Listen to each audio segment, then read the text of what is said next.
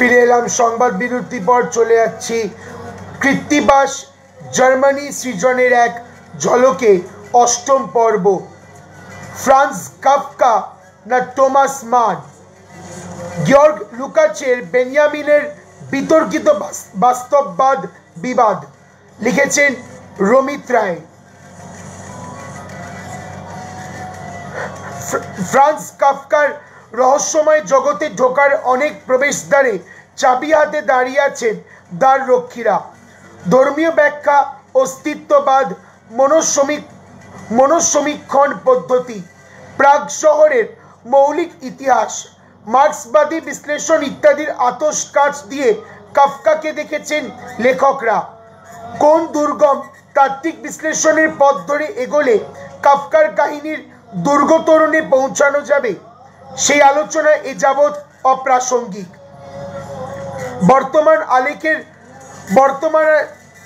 বর্তমান আলেখের সীমিত উদ্দেশ্য একটি বহুচর্চিত ও বিতর্কিত মার্ক্সবাদী কাফকা আলোচনার পুনর্বিবেচনা। এর কারণ বর্তমান লেখার শেষ ভাগে প্রত্যক্ষ হবে। আলোচনার বিষয় গিয়র্গ লুকাচের প্রবন্ধ ফ্রান্স কাফকা ওডার থমাস মান। 1957 সালেরই লেখায় লুকাচ আধুনিক জার্মান সাহিত্যের দুই লেখককে কেন্দ্র করে পুনর্বিবেচনা করেছেন। সাহিত্যের সমসাময়িক অবস্থানে বাস্তববাদের কি ভূমিকা? কাফকা না টমাস মান, এদের মধ্যে কে আসলে বাস্তববাদী? বাস্তববাদের সঠিক অর্থ কি? সাহিত্যে বাস্তববাদের প্রয়োজন কেন? প্রসঙ্গত মনে রাখা দরকার যে লুকাচের বাস্তববাদ সংক্রান্ত অনুসন্ধান তার অন্য অনেক পুরনো লেখায় ধারাবাহিক পর্যায়ে গড়ে উঠেছিল। কাফকা না টমাস মান প্রবন্ধের আগে লুকাচ মস্কোতে 1936 সালে লেখেন এজালেন ওডার বেশরেইবেন, কাহিনী বা বিবরণ। কাহিনী না বিবরণ প্রবন্ধটি। এর পরবর্তী বাস্তববাদ বিষয়ক বিতর্ক লুকাচের 1938 সালের প্রবন্ধ এস গেট দেন রিয়েলিজমাস, মানে সাহিত্য মানে বাস্তববাদ। 1938 সালে তথাকথিত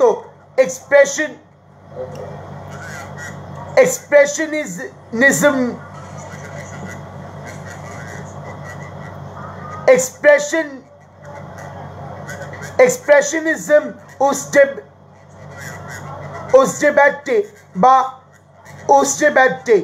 বা অভিব্যক্তিবাদ বিতর্কের অন্তর্গত লুকাচের এই প্রবন্ধটি লেখা হয়। এই লেখায় লুকাচ প্রশ্ন রাখেন, কোন লেখক ও সাহিত্যের কোন ধারা প্রকৃত অর্থে প্রগতিশীল বাস্তববাদী ধারার নিদর্শন হতে পারে। লুকাচের এই বই উইডার দেন মেসভার্স্ট্যান্ডেন রিয়েলিজমাস 1957 সালে প্রকাশিত হয়। ইংরেজি অনুবাদ the meaning of contemporary realism 1962 সালে। ইংরেজি অনুবাদের শীর্ষকে মূল জার্মান লেখার অভিপ্রায় খানিকটা চাপা পড়ে গেছে। এই প্রবন্ধ শৃঙ্খলায় আছে একটি ভূমিকা ও 3টি অধ্যায়। দ্য আইডিওলজি অফ মডার্নিজম দ্বিতীয়টি, ফ্রান্স কাফকা সবশেষে, France Kafka order or Thomas মান সবশেষে আছে critical realism and socialist realism. এই প্রবন্ধগুলিতে লুকাচ ইউরোপের আধুনিক সাহিত্যের দুটি প্রধান ধারার তুলনামূলক মূল্যায়ন করেন। লুকাচ জানান যে সমালোচনামূলক বাস্তববাদ 19বিংশ শতাব্দীর প্রথমার্ধ থেকে বিবর্তিত সাহিত্য রচনার প্রথা 20শ শতাব্দীতেও তার প্রাধান্য অক্ষুণ্ণ রয়েছে। তার মতে গোয়েটে, বালজাক, স্তন্দাল এবং 20শ শতাব্দীর হাইনরিশ মান, টমাস মান প্রভৃতি লেখক সেই ধারার অন্যতম প্রতিনিধি। বাস্তববাদী উপন্যাসের আঙ্গিকে চরিত্র গঠনে ও ঘটনা প্রবাহে আছে বাস্তব জীবনের ও সমাজের দান্দিকতার যথার্থ বিবরণ, সমালোচনা ও বিশ্লেষণ। এই সাহিত্যের বিবর্তন থেকেই আরেকটি ধারা উঠে আসে ঊনবিংশ শতাব্দীর দ্বিতীয়ার্ধে। সাহিত্য ইতিহাসে যার সংজ্ঞা হয়েছে স্বভাববাদ বা ন্যাচারালিজম। লুকাচের বিবেচনায় স্বভাববাদ সাহিত্যে একক ব্যক্তির জন্মগত স্বভাব ও শারীরিক দোষ গুণের প্রভাবের ওপর জোর দিয়ে বর্ণনা করা হয়।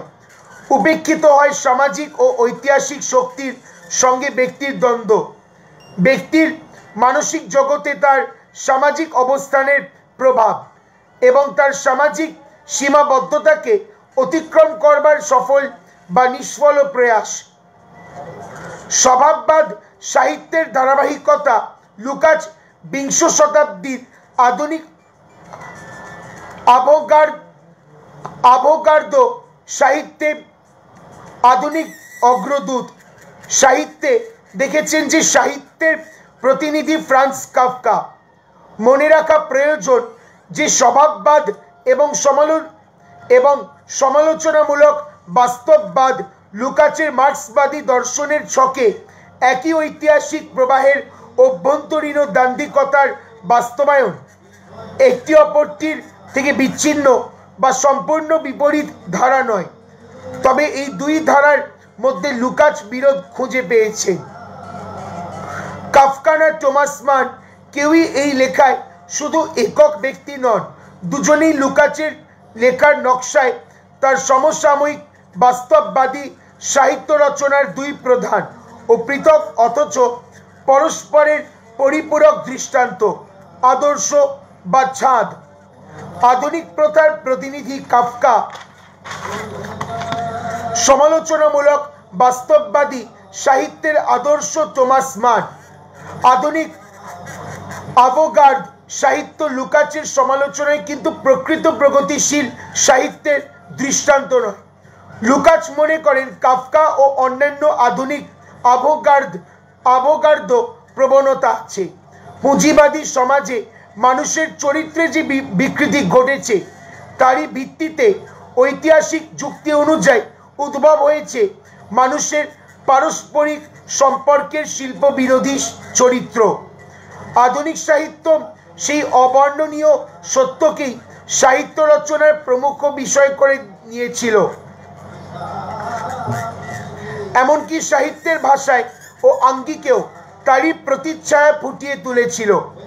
লুকাচ মনে করেন আধুনিক লেখক বাস্তবের বিকৃতি নির্লিপ্ত মনে মেনে নিয়েছিলেন, এর প্রতিকারের সন্ধান দেননি, খুঁজেও দেখেননি। বিকৃতি দেখানোকেই শিল্পের একমাত্র নান্দনিক উদ্দেশ্য করে নিয়েছিলেন। লুকাচের মার্ক্সীয় মূল্যায়ন বলে কাফকার গল্পে বা উপন্যাসে আছে তৎকালীন আধুনিক জীবনের উদ্দেশ্যহীন বিচ্ছিন্ন অস্তিত্বের প্রতি নিরাসক্তি ও উদ্বেগের অভিব্যক্তি, যার ফলে মানুষকে সম্পূর্ণ মানুষ রূপে দেখাতে অক্ষম এই সাহিত্য। ইতিহাসের পটভূমিতে স্থিত সামাজিক ব্যক্তির রূপে না দেখিয়ে বিচিত্র এক লক্ষ্যহীন উদ্বাস্ত আধুনিক জীবনের উদ্দেশ্যহীন বিচ্ছিন্ন অস্তিত্বের প্রতি নিরাসক্তি ও উদ্বেগের অভিব্যক্তি, যার ফলে মানুষকে সম্পূর্ণ মানুষ রূপে দেখাতে অক্ষম এই সাহিত্য। ইতিহাসের পটভূমিতে স্থিত সামাজিক ব্যক্তির রূপে না দেখিয়ে বিচিত্র এক লক্ষ্যহীন উদ্বাস্ত জীবের মতো দেখিয়েছেন কাফকা। লুকাচের আপত্তি যে কাফকার গল্পের চরিত্রগুলি তাদের নিজস্ব উদ্বেগ ও প্রবল আশঙ্কার কাছে আত্মসমর্পণ করে। আধুনিক অস্তিত্বের অর্থহীনতার সামাজিক ও ঐতিহাসিক কারণ খুঁজে না পেয়ে আশঙ্কায় ভোগে তারা। লুকাচ তবু স্বীকার করেন যে কাফকা এই ভয়াবহ মৌলিক অভিজ্ঞতাটির বিবরণ সাবলীল ভাষায় দিতে পেরেছিলেন। নিছক সাহিত্যিক নতুনত্বের খোঁজে ভাষা ও আঙ্গিক নিয়ে নান্দনিক পরীক্ষা নিরীক্ষা করেননি। আধুনিক সমাজের পৈশাচিক পুঁজিবাদী অর্থনীতির সম্মুখীন হয়ে মানুষের অসহায়তা বোধ কাফকার লেখার প্রধান বিষয়বস্তু।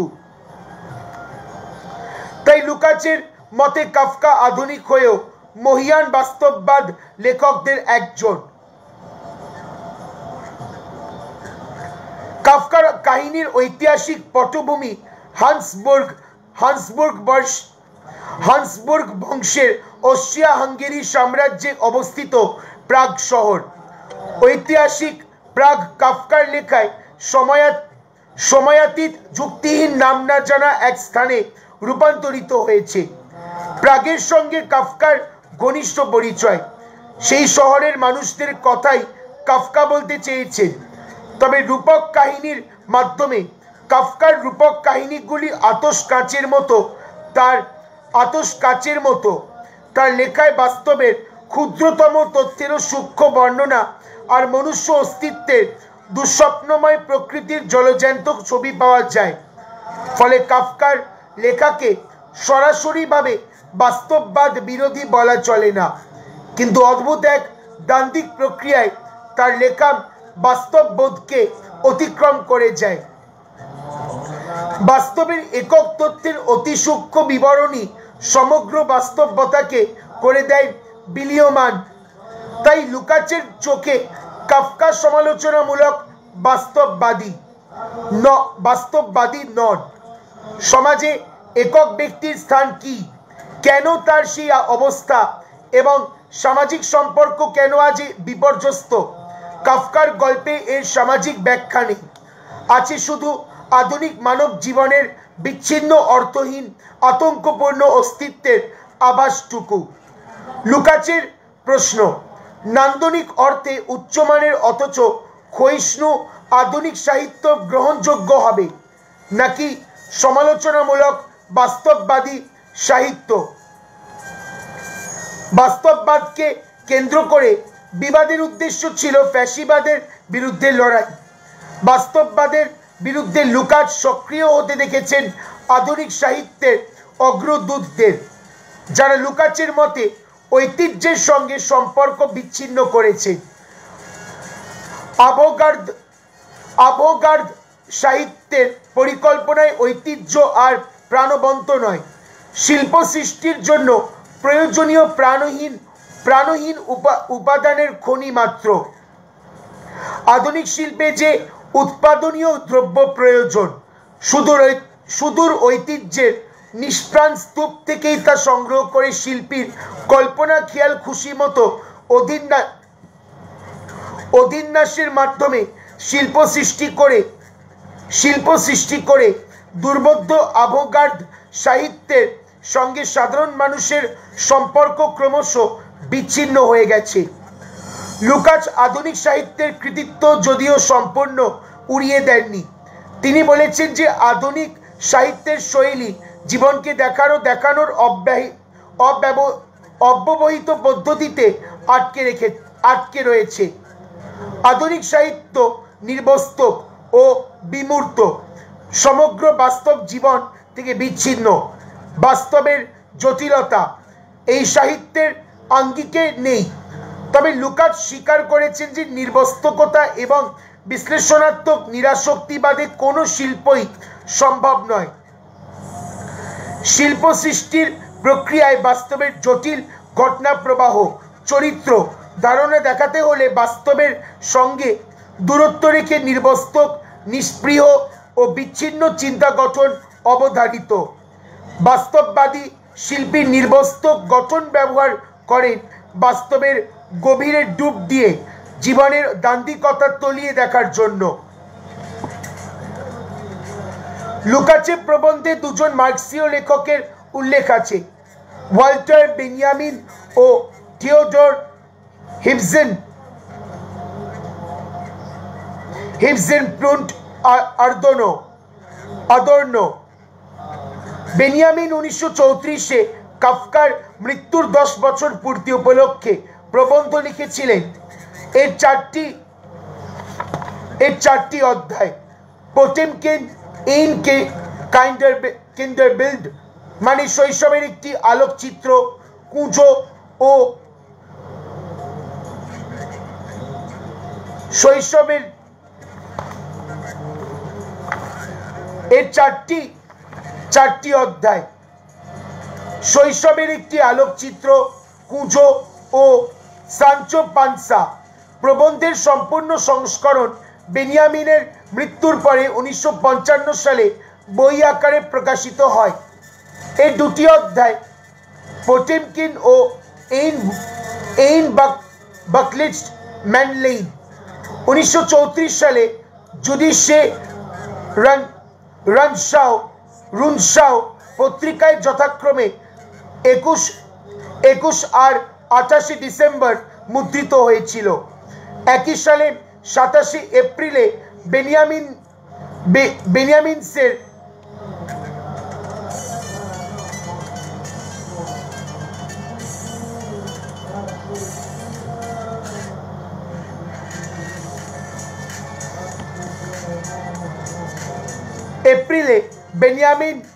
বেনিয়ামিনের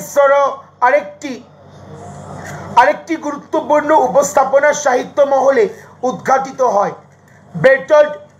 বের্টল্ড ব্রেস্টকে কেন্দ্র করে প্যারিসে প্রদত্ত বক্তৃতা দ্য অথর অ্যাজ প্রডিউসার তিনি পাঠ করেছিলেন প্যারিসে অবস্থিত ফ্যাসিবাদ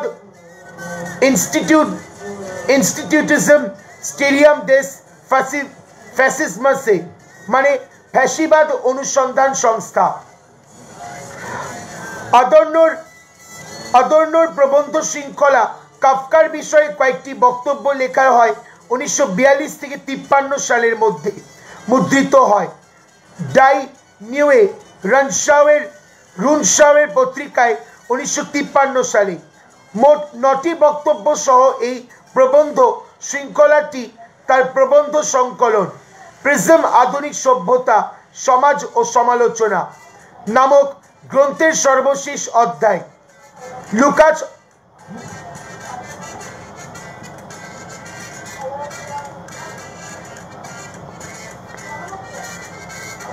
একটি বাক্য উদ্ধৃত করেছেন,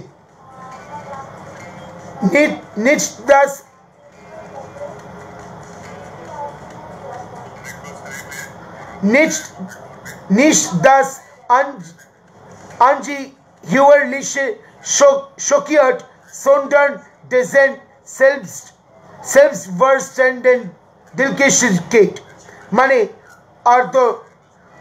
আর্দনো dessen Selbstverständlichkeit, যা কিছু অসহনীয় ও বিভৎস, যার অথচ যার সংগঠন স্বাভাবিক নিয়মানুসারে বাস্তবে ঘটতে থাকে। এই নির্লিপ্ত স্বাভাবিকতা দেখে আতঙ্কে আমাদের বুক কেঁপে ওঠে। এমনই কাফকার কাহিনীর পরিমণ্ডল। আদর্নো লেখেন কাফকার লেখা আক্ষরিকভাবে পাঠ করলে দেখা যাবে যে তিনি শিল্প রচনা করেছেন বাস্তবের আবর্জনা দিয়ে। নতুন যুগের আবির্ভাব হয় বর্তমান মুহূর্তের নিরন্তর অবসান হতে হতে, আর জমতে থাকে সেই প্রক্রিয়ায় আবর্জনার স্তূপ।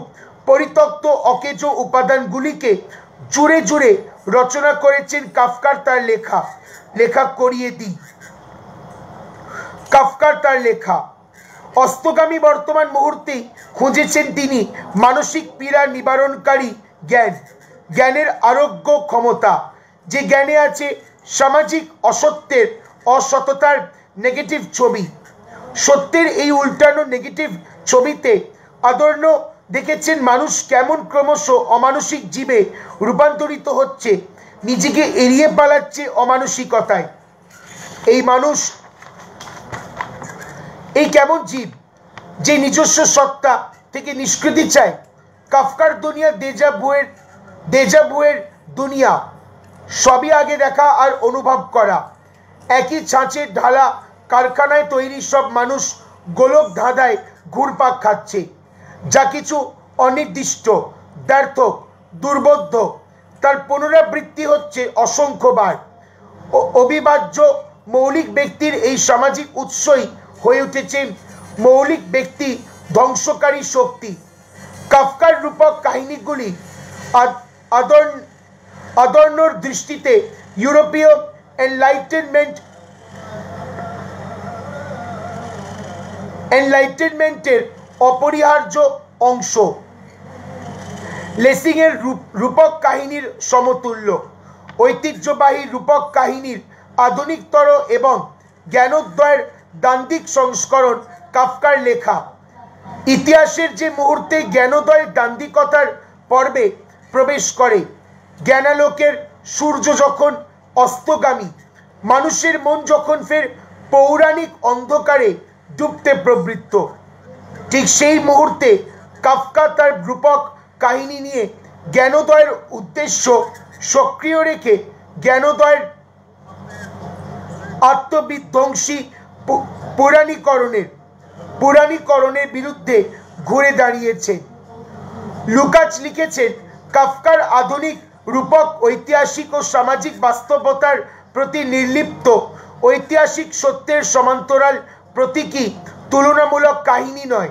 রূপক কাহিনীর আঙ্গিকে আধুনিক মানুষের লক্ষ্যহীন জীবনের পুনরাবৃত্তি করেছেন কাফকা। তিনি কিন্তু স্বীকার করেছিলেন যে কাফকা আধুনিক যুগের অন্যতম বাস্তববাদ লেখকদের একজন। তার লেখায় আছে সরল ভাষায় বাস্তবের বিকৃত রূপ ও সামাজিক অভিজ্ঞতার ছবি। রূপকের আঙ্গিকে কাফকা সাম্রাজ্যবাদের উন্নততম রূপের দিকে ইঙ্গিত করেন।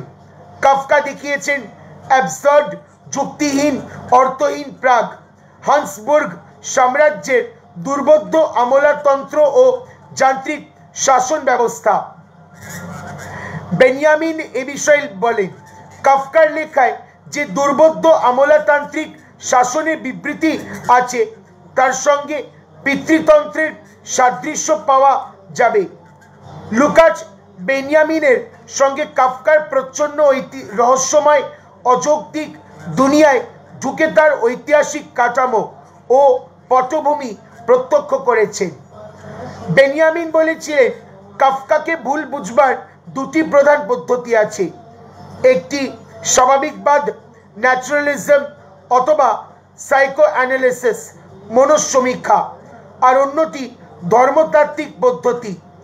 কাফকার লেখায় বেনিয়ামিন খুঁজেছেন তার পরিবর্তে সাহিত্যের প্রক্রিয়া ও আঙ্গিক, যেমন রূপক। বেনিয়ামিন বলেন, দ্য ট্রায়াল উপন্যাসটি পড়ে মনে হবে যেন সেটি তারই অন্তর্গত বিফোর দ্য ল, রূপকের বৃহত্তর উন্মোচিত রূপ। বেনিয়ামিন দেখালেন উন্মোচন শব্দটির দ্বার্থকতা। এর একটি অর্থ কুঁড়ি ফুটে ফুলের উন্মোচন হওয়া, অথচ অন্য অর্থ কাগজের নৌকার ভাঁজ খুলে কাগজটা সমতল করে পেতে রাখা, যেমন শিশুদের নৌকা তৈরির পদ্ধতি শেখানোর জন্য কাগজ পেতে দেখানো হয়। বেনিয়ামিন বললেন, এই দ্বিতীয় অর্থটি রূপকের উন্মোচনের প্রকৃত অর্থ ও পাঠকের আনন্দের উৎস। রূপকের ভাঁজ খুলে তার গভীর অর্থ হাতের তেলোতে চোখের সামনে খুলে ধরাতে হিয়ালি সমাধানের যে আনন্দ। কাফকার রূপক কিন্তু উন্মোচনের প্রথম অর্থে। একমাত্র এই অর্থে কাফকার রূপকের উন্মোচন সাহিত্যের বা কাব্যের সমতুল্য। কুঁড়ি থেকে ফুল হওয়ার উন্মোচনে আছে দান্দিকতার উত্তরণ, কুঁড়ির আকারে লুকিয়ে আছে ভবিষ্যতের ফুল, আর সেই ফুলে ভবিষ্যতের বীজ। কুঁড়ির উন্মোচনে আছে তিলে তিলে ফুল ফুটে মৃত্যুর দিকে অগ্রসর হওয়া। ফুলকে ভাঁজ করে আবার কুঁড়ির অবস্থায় ফেরা যায় না। বেনিয়ামিনের কাফকা ব্যাখ্যান আলোচিত হয়েছে লুকাচের the meaning of contemporary realism বইয়ের প্রথম অধ্যায়। দ্য আইডিওলজি অফ মডার্নিজমে লুকাচ বেনিয়ামিনের বারোক নাটকের ব্যাখ্যার প্রসঙ্গে দেখিয়েছেন রূপকের গতানুগতিক অর্থের দান্দিকতা। পার্থিব অস্তিত্বের ঊর্ধ্বে সম্ভাব্য সত্যের প্রতি ইঙ্গিত করে রূপক, কিন্তু সাহিত্যের সাধন দিয়ে মানুষের জ্ঞানের এবং অভিজ্ঞতার ঊর্ধ্বেও রূপকের সাংকেতিক ব্যর্থতার ফলে রূপক আর রূপক রইল না, হারিয়ে ফেলেন ঐশ্বরিক সত্যের প্রতি ইঙ্গিত করার ক্ষমতা।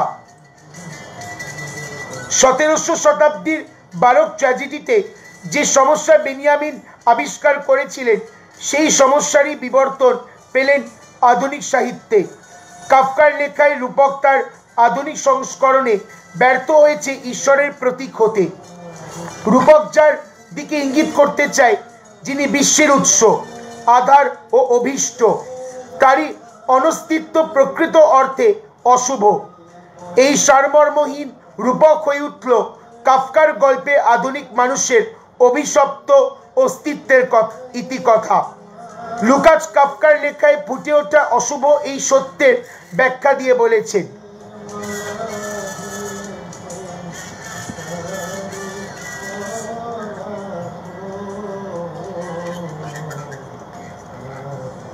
লুকাচ কাফকার লেখায় ফুটে ওঠা অশুভ এই সত্যের ব্যাখ্যা দিয়ে বলেছেন, আধুনিক ধর্মীয় ধার্মিক নাস্তিক্য দেখল স্বর্গ এখন শূন্য, ঈশ্বরহীন আকাশে প্রতিফলিত হচ্ছে মুক্তির আশাবিহীন এই বিশ্বের ছবি। তবু মুক্তির আশা টিকে থাকে এই নিরীশ্বর জগতে। ঈশ্বরের অবর্তমানে তার পরিত্যক্ত শূন্য স্থানটাই হয়ে ওঠে আরাধ্য। টমাস মান বুর্জোয়া লেখক নিজস্ব সামাজিক শ্রেণী ভিত্তিক পরিচয় ও অবস্থান প্রত্যাখ্যান না করলেও সমাজতান্ত্রিক দৃষ্টিভঙ্গি তার রচনায় পেয়েছেন লুকাচ। টমাস মানের লেখায় নেই আধ্যাত্মিক অতীন্দ্রিয় সত্তার অস্তিত্ব নিয়ে অনুধ্যান বা তার অনস্তিত্বের কারণে উদ্বেগ। তিনি তার লেখা বিশেষ সামাজিক ও ঐতিহাসিক পরিস্থিতিকে কেন্দ্র করে রচনা করেছেন।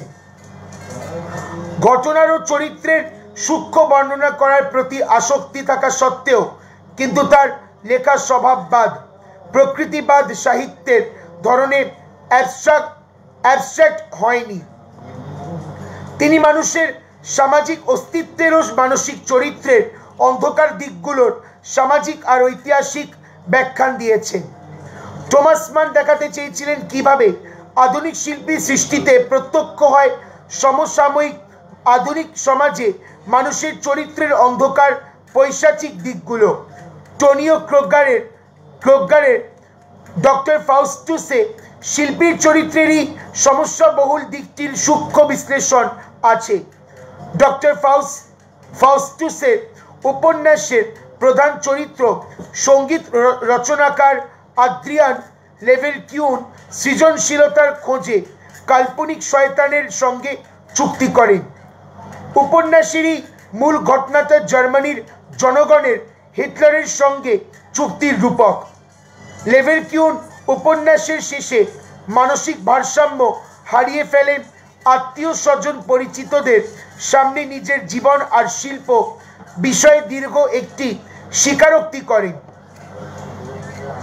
উপন্যাসের শিল্পী নায়ক লেভেরকিউন নিজেকে মানুষ সমাজের ঘনিষ্ঠ আন্তরিক সঙ্গ থেকে বিচ্ছিন্ন করে একাকিত্বে আত্মগৌরবের খোঁজে শয়তানের সঙ্গে 12 বছরের চুক্তি স্বাক্ষর করেছিলেন। দ্বিতীয় বিশ্বযুদ্ধে শয়তান হিটলারের সঙ্গে 12 বছরের চুক্তির শেষে জার্মানির সম্পূর্ণ ধ্বংসের রূপক এই উপন্যাসের কাহিনী। লুকাচ টমাস মানের কাহিনী গঠনের এই পদ্ধতিকে বাস্তববাদের উদাহরণ মনে করে লেখেন যে টমাস মান লেভেরকিউনের চরিত্রের পতনের মাধ্যমে সমাজতান্ত্রিক ভবিষ্যতের দিকে ইঙ্গিত করেছেন। লুকাচ বেনিয়ামিন আদর্ন বাস্তব জীবনের আর সাহিত্যে বাস্তব জীবনকে দর্শানোর সমস্যা নিয়ে চিন্তা করেছিলেন ঐতিহাসিক কারণে। নাৎসি জার্মানিতে সামাজিক ও রাজনৈতিক নির্যাতন, আতঙ্কবাদী শাসন, মিথ্যে প্রচারকারী সংবাদ মাধ্যম আর গণহত্যা বাস্তব জীবনকে ধ্বংস করেছিল। নাৎসিবাদের প্রভাব থেকে সাহিত্য যে নিস্তার পায়নি সে কথা জেনেই বুদ্ধিজীবীরা চিন্তা করেছিলেন রাজনৈতিক ও সামাজিক বিপর্যয়ের সময় সাহিত্যের ভূমিকা কি হবে। বাস্তবের আপাত বিকৃত রূপ সাহিত্যের আঙ্গিকে আর ভাষায় সূক্ষ্মভাবে ফুটিয়ে তুলতে হবে, অথচ বিশ্লেষণ ও সমালোচনার মাধ্যমে বাস্তবের অন্তরালে সক্রিয় সামাজিক রাজনৈতিক অর্থনৈতিক শক্তিগুলি পাঠককে বুঝতে দিতে হবে। আজ ইন্টারনেট, সোশ্যাল মিডিয়া আর কৃত্রিম বুদ্ধিমত্তা আমাদের বাস্তববোধকে বিভ্রান্ত আর বিকৃত করছে। সামাজিক জীবন তছনছ করে দিচ্ছে উগ্র দক্ষিণপন্থী রাজনীতি ও একাধিকারী পুঁজিবাদী অর্থনীতি। লুকাচের মতানুযায়ী কি টমাস মান আজ সাহিত্যের আদর্শ? কাফকার তীক্ষ্ণ দৃষ্টিতে বর্তমান উৎকট পরিস্থিতিগুলোর ছবি ধরা দেবে? লুকাচের বক্তব্য অনুসারে কিন্তু কাফকার আয়নায় শুধু অন্যায়ের ছবিটুকুই দেখা যাবে।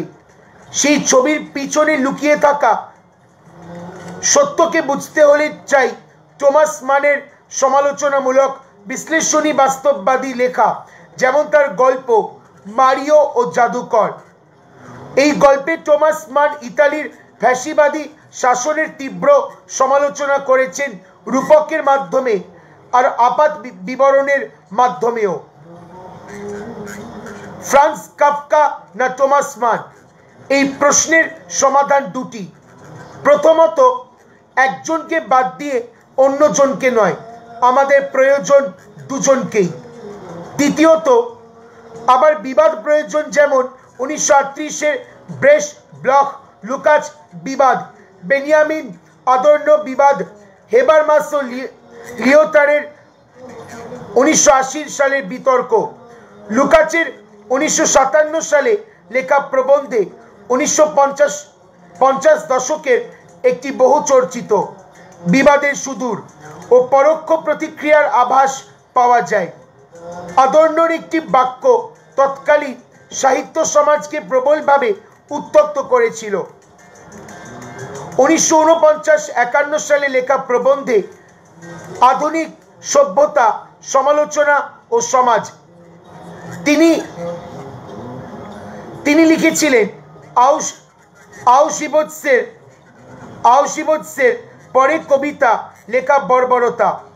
আদর্ন অবশ্য 18 বছর পরে তার নিজস্ব উক্তিকে মার্জিত করে বলেছিলেন যে কবিতা লেখা বন্ধ করে দিলে আমরা নিরন্তর সেই বর্বরতার কাছেই আত্মসমর্পণ করতে থাকব।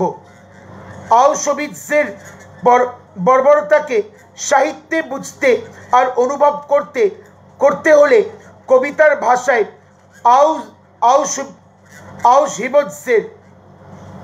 আউশবিৎসের আর্তনাদ ধ্বনিত হতে দিতে হবে, যেমন পাউল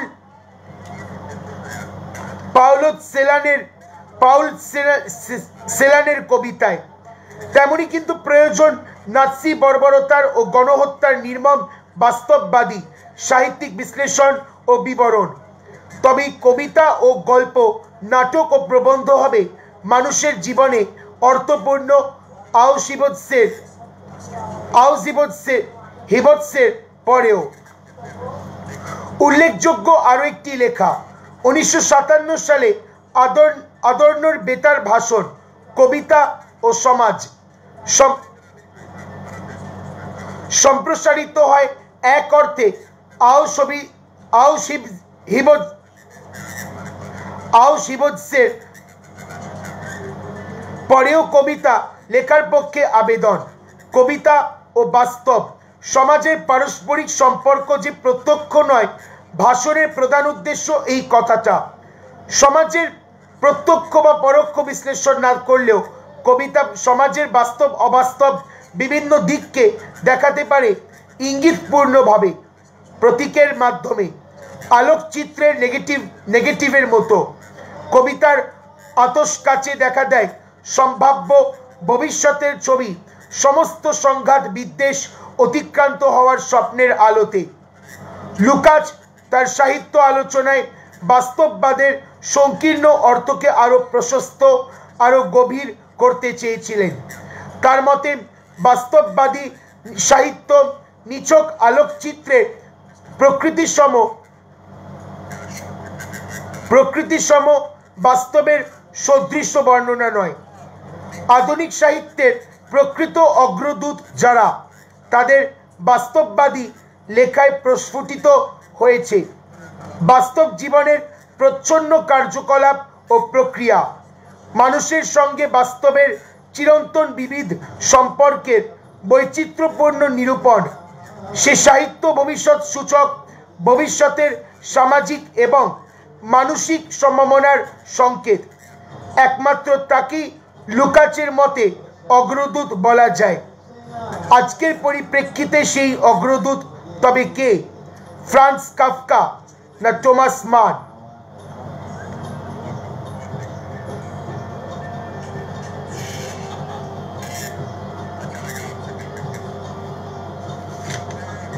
আজকের মতো এই পর্যন্তই, তবে আবার দেখা।